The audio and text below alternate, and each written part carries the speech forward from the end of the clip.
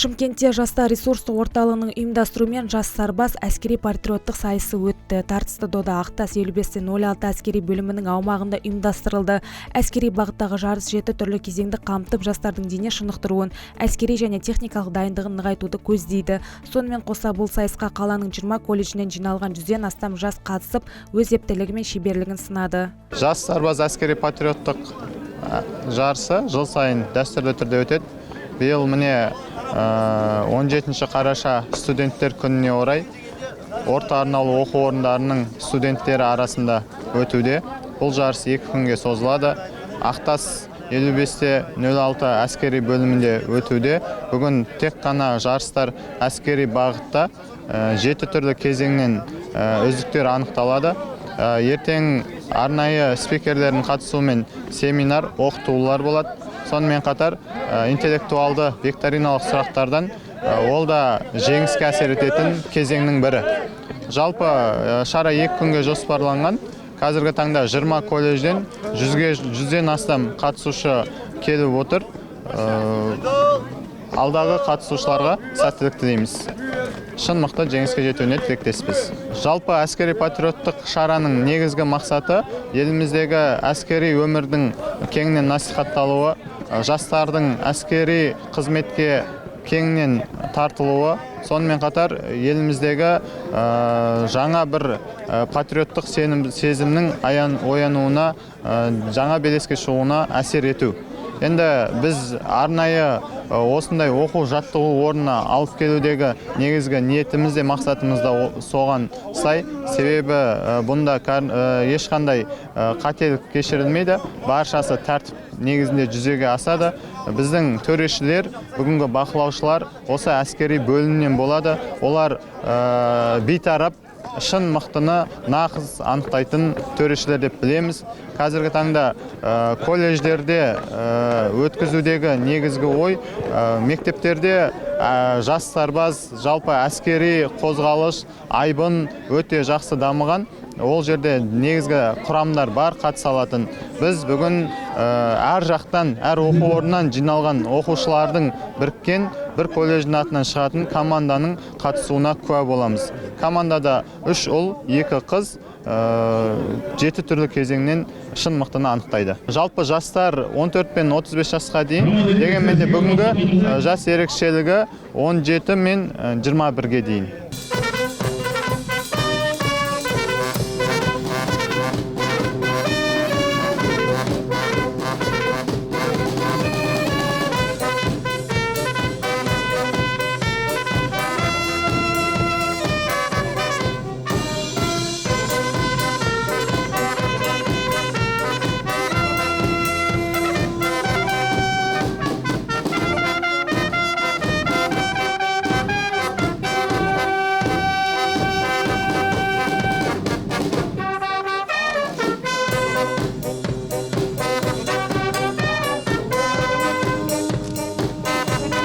Жас сарбаз сайысына қатысушы Шымкент қаласындағы Болашақ жоғары колледжінің студенті Елубай Ермұхамед өз әсерімен бөлісті. Біз колледжде арнайы әскери дайындықтан өтіп, көптеген сынақтан сүрінбей өттік, және де бұл сайысқа біз 5 адам болып келдік. Бүгінгі сынаққа толық дайынбыз және жеңеміз деп сенеміз, деді жас сарбаз. Бүгін бізде міне жас сарбаз сайысы болып жатыр. Біз бұл сайысқа өзіміздің колледжде арнайы военный кругымыз арқылы дайындалып, қаншама сынақтардан бірге өтіп келе жатырмыз. Біз бұл сайысқа 5 адам болып келдік. Бізде қазіргі турникпен және де пресс осы сайыстар бойынша жарысатын боламыз алдағы уақытта. Қазір жоғарғы деңгейде дайындықпен келдік. Қыздарымыздың өзі және ұлдарымыздың өзі бір-бірінен артық болмаса кем емес деп ойлаймын. Қазір біз осы жарыста жеңеміз деп ойлаймыз, Құдай қаласа. Біздің бұл сайысқа деген талпынышымыз, және де біз осы сайыста жеңетін болсақ, біз өзіміздің колледжіміздің атын биікке асқақтатамыз деген ойдамыз. Біз сол мақсатпен және де ата-анамыздың үмітін ақтау үшін келіп тұрмыз осы жерге. Бүгінгі шарамыз жалпы жастар саясаты басқармасының қолдауымен, жастар ресурстық орталығының ұйымдастыруымен жас сарбаз әскери патриоттық жобасы қолға алынып жатыр. Яғни мақсаты қарулы күштерге деген кереғар идеяны тың жолға салу мақсатында осы бір іс-шарамыз. Жалпы бүгінгі сайысымыз 6 этаптан тұрады. Оның ең біріншісі әрине саптық дайындық, қаруды толықтай емес бөлшектеу және жинақтау, газ-қағарды уақытқа кию, кедергілер жолағынан өту, белтемірге тартылу және арқамен жатады денені көтеру бойынша бүгінгі күніміз осымен аяқталады. Және де екінші күні, яғни тек идеологияны дұрыс жолға салу мақсатында семинар тренингтер болады. Орта арнаулы кәсіптік техникалық білім беру ұйымдарының бірінші курс студенттері алғашқы әскери дайындық пәні оқытылады. Сол пәннің негізінде бүгінгі сайысымыз ұйымдастырылып отыр. Жалпы 20-ға жуық оқу орнынан 110-ға жуық жас сарбаздарымыз қатысып отыр бүгінгі шарамызға.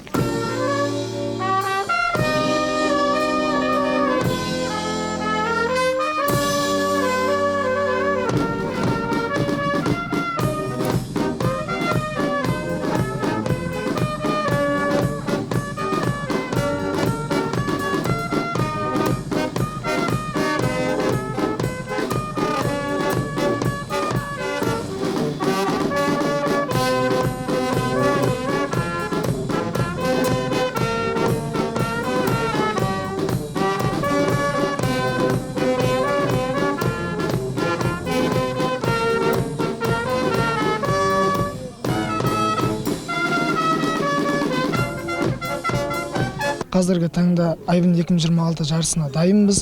Дайындығымыз күшті болды. Өте жақсы дайындық болды. Қазіргі таңда басқаларға сәттілік, өзіме жеңіс тілеймін. Жалпы қазір балдар турникке, қыздар преске дайындалып отыр. Барлығына сәттілік. Мемлекеттік әнұран орындалсын.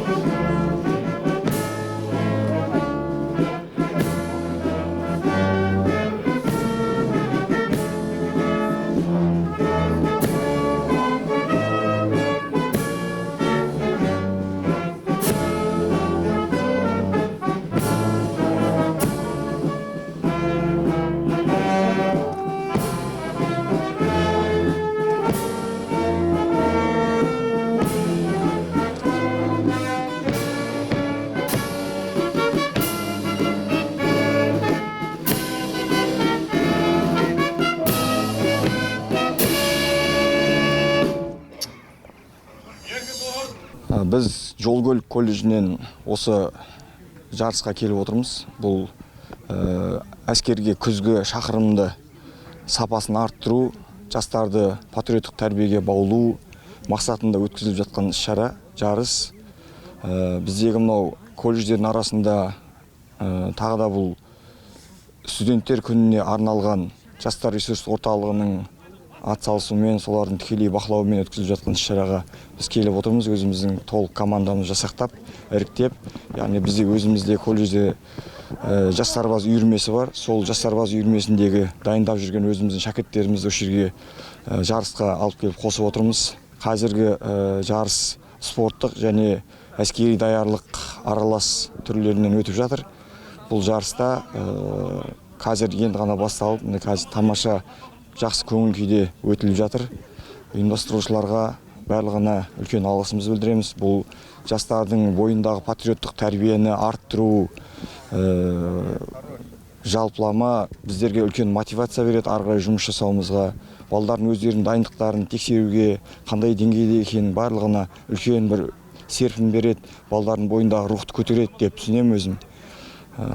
Осындай жарыстар жиі өткізіліп тұрса, біздер үнемі атсалысуға дайынбыз. Қазір бұл жерге біз 3 ер бала, 2 қыз баласын яғни білім алушыларды алып келдік. Толық команда 5 білім алушыны осы спорттық патриоттық сайысқа қосып отырмыз. Дайындық қанша уақытқа созылды? Дайындық бізде үздіксіз жүргізіледі.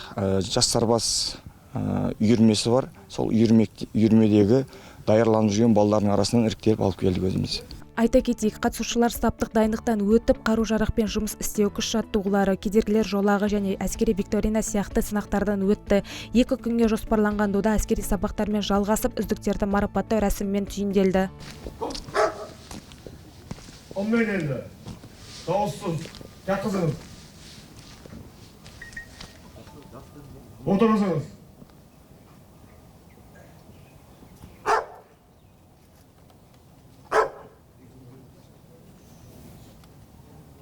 Turguzunuz. Dağılış çağırınız. İlk doğrudan kaldırıp şakırıp kayta uğraşıyorsunuz.